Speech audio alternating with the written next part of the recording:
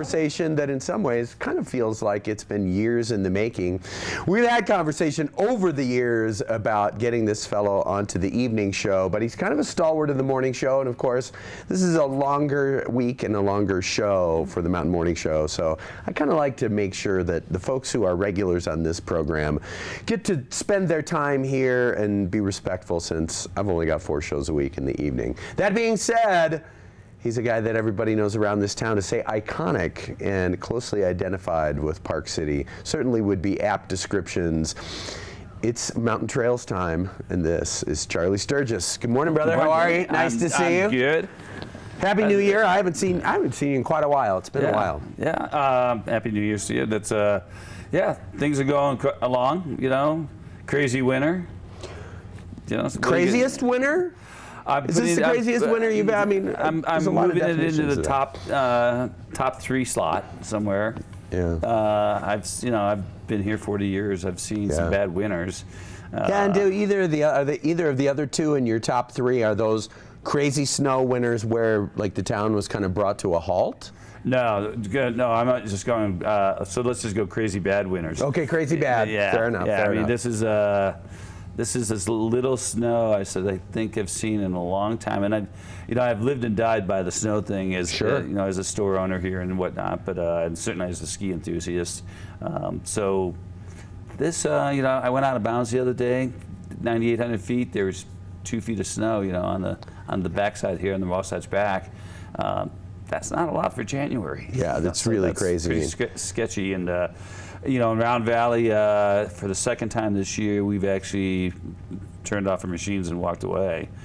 We have nothing we can do at this point. And Snyderville Basin, their trail report this morning was basically the same thing. Is they got a few K on the on the 5K and the Ecker Hill area, and that's it. White Pine's the only surviving cross-country skiing out there at the moment. So it's kind of bleak, and I've been up on the hill, and the hills, they do a great job of grooming, but you can see that they're definitely fighting the low snow. Yeah. So, but in the meantime, probably, if you think about it, like even today, as the cloud cover goes away, this afternoon, you probably get out on your bike and be fine. At least on the roads. I was thinking about that. Yeah. I was thinking about that. It's one of my resolutions is to be on the road bike more this year. Yeah. Well, as I sometimes joke about when I go out on a cold day to ride, it's like a warm day of skiing, right? Isn't it? Yeah, exactly. So we go cross-country skiing 10 below. Sure. Right? Sure, don't think twice about it. Yeah, so why don't you just dress up and go ride? Right, if it's 40 degrees out. 40 degrees. Yeah, I think there is a point where I usually set my my no-ride temperatures is basically under 40. Yeah.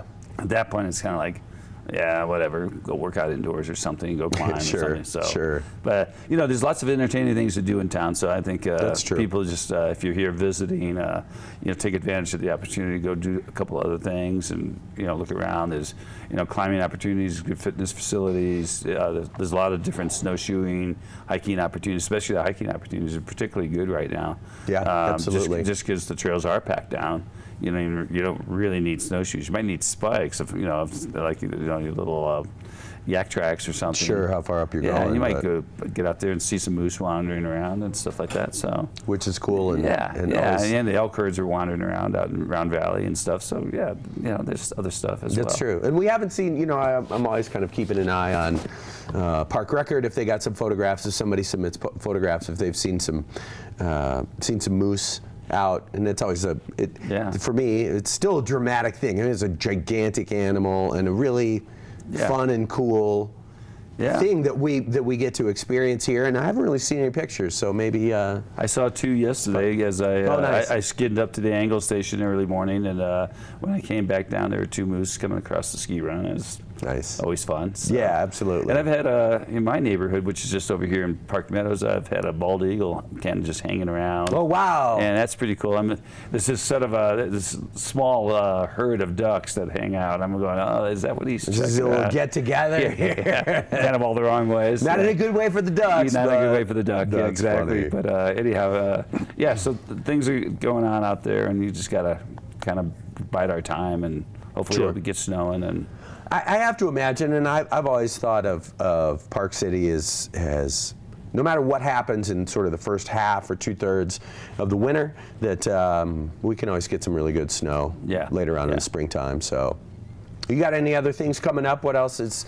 We don't, as an organization, we just basically, we're in the planning process for spring and summer, for trail work and trying to get some of that stuff lined up, just so we know what we're doing and what kind of crew to hire, and and obviously have permission to go forward on certain things and budget and so forth. So, with this little break in the snow action, we kind of push that forward and get that done, so we're ready. And otherwise, that's pretty much it. Yeah. Right on. And a little chatter that Treasure may become a city piece of land. Yep. How about that? I think it's a little scary that it's coming right behind the Bonanza Flat. Yes, that is true. Because you're asking for another significant bond, also a bond that was the same size as the school bond, which did get turned down. I think it would be pretty short-sighted as a community if we didn't take this one on, because if that whole planning thing went forward, the whole Treasure Hill thing went forward, it'd be a significant impact. It would definitely. I've thought so much about it being a Woodside resident. It's kind of incomprehensible, really. It doesn't really fit. Not unlike the arts and cultural area, the plans that were for down here, right? Which the city also bought.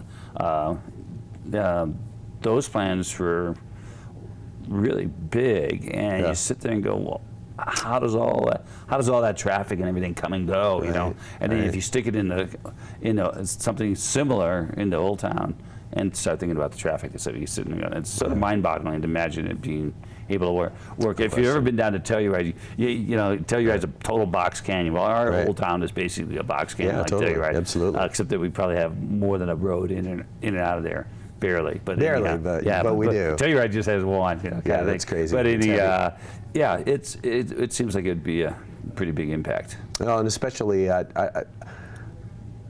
informally follow traffic and kind of how the patterns are, and really from before Christmas all the way through Sundance was just completely insane. So to extend that kind of traffic intensity into the spring and summer months, which we've already done as now a world-renowned year-round resort. And certainly we're one of the few super successful year-round resorts in the U.S. Year-round means that we stay with the pedal to the metal for a lot more longer than we used to. That idea of the shoulder season, slow season, kind of slipping away. We have the slower time. It's shorter. It's shorter and less slow.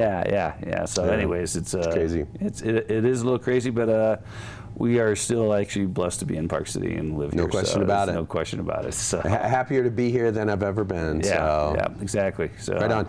Tell folks where you guys are at online, Mountain Trails. MountainTrails.org. You can always find us there. You can get a lot of trail information. Certainly, if you care to make a donation to support non-motorized recreation, you can do that right there too. Fantastic. Good to see you, man. Thanks, Terry. Thanks for coming in. You betcha. See you again soon. All right. Charlie Sturgis, MountainTrails.org. It's going to be a great year on the trails. I'm sure of that. We'll be right back after this.